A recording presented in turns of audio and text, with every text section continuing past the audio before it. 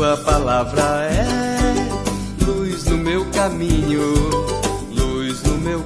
Caríssimos irmãos e irmãs, que bom mais uma vez nos encontrarmos para juntos meditarmos, rezarmos a Sagrada Palavra de Deus.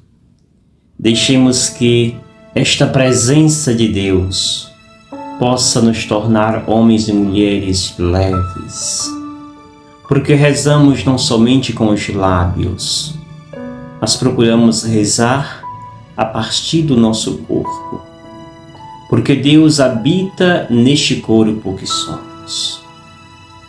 Amados e amadas, coloque sua atenção nesta sua respiração, neste sopro de vida que é tão belo.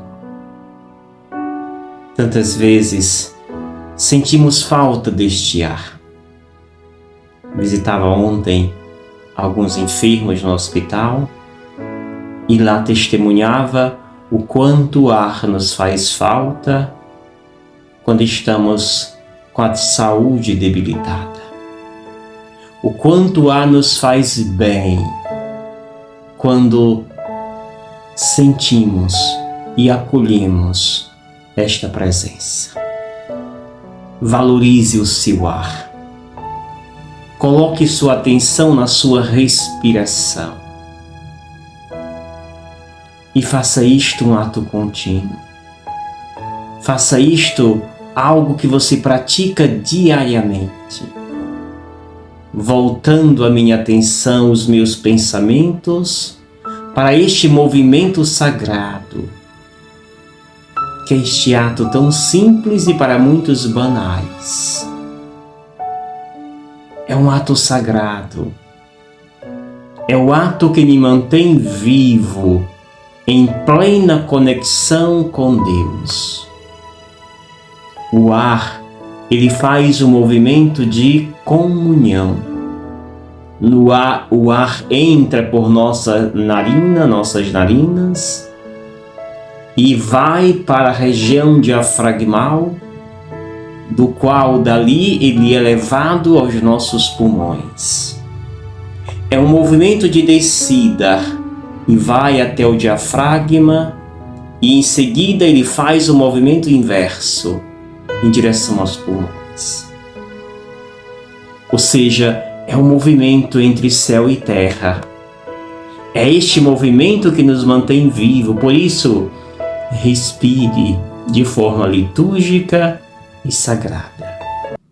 O texto que hoje nos é dado é o texto de Mateus, capítulo 9, versículos 35 até o capítulo 10, verso 1 e 6 ao 8, que diz: Naquele tempo, Jesus percorria todas as cidades e povoados, ensinando em suas sinagogas, pregando o evangelho do reino e curando todo tipo de doença e enfermidade.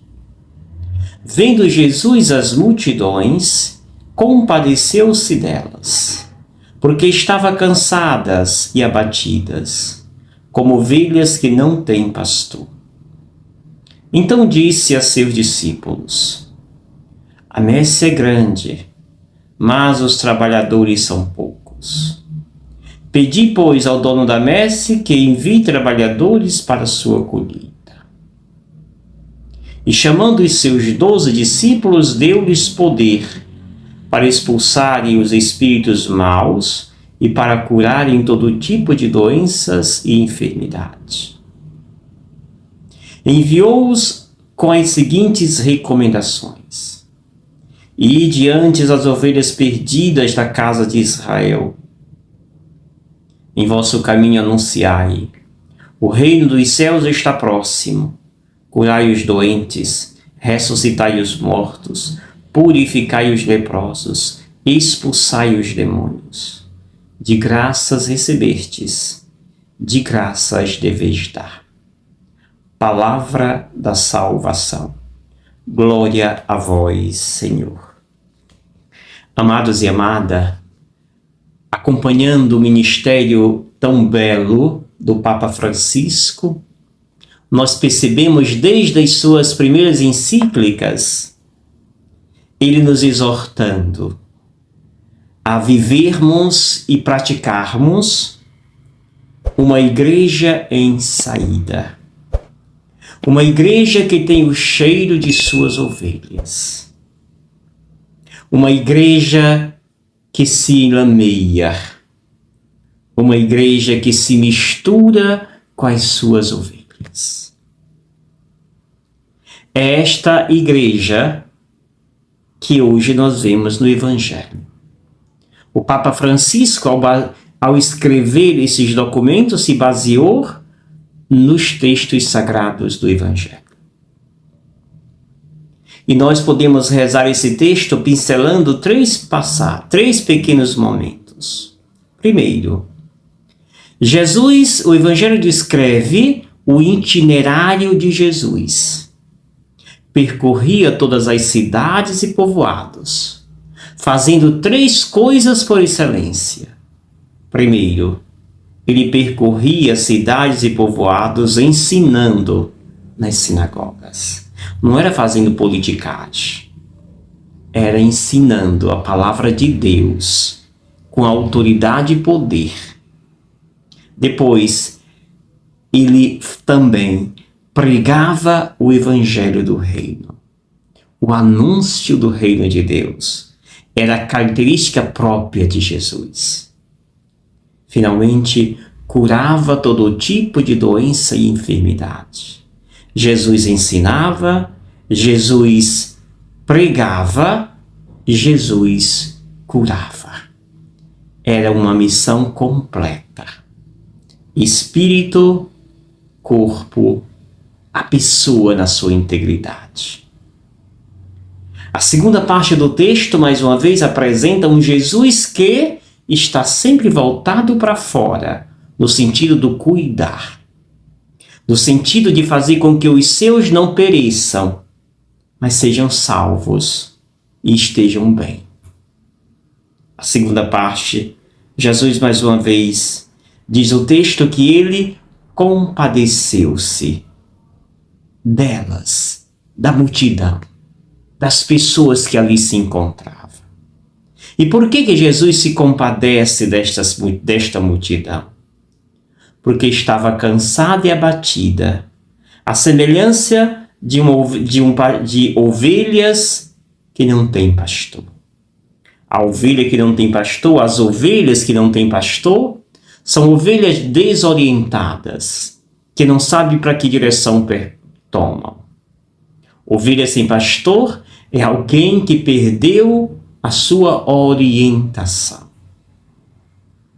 Jesus está dizendo: eu preciso ser o pastor dessas ovelhas que não têm esse pastor. E aí, não somente eu quero ser pastor, mas ele convoca um exército, os seus discípulos, para se fazerem pastores destas ovelhas. A messe é grande, mas os trabalhadores são pouco. Pede, pois, ao dono da messe que envie trabalhadores para a colheita. E aí, terceiro e último momento do texto, Jesus convoca seus discípulos, dar a eles poder para expulsar os espíritos maus, para curar todo tipo de doenças e enfermidade. Amados e amadas, Deus Jesus está voltado justamente para estas necessidades dos mais necessitados. Jesus se incomoda com o sofrimento dos pequenos. Bom seria se nossos governantes tivessem 1% da preocupação de Jesus para com os miseráveis e os empobrecidos. Jesus não só se preocupa, ele vai ao encontro. Envia seus discípulos ao encontro destas pessoas. E envia dando a esses discípulos as seguintes recomendações. Primeiro, vá àqueles que realmente precisam. As ovelhas perdidas da casa de Israel. E lá, Anunciai, como fiz eu, lá no início do Evangelho. Curai os doentes, ressuscitai os mortos, purificai os leprosos, expulsai os demônios.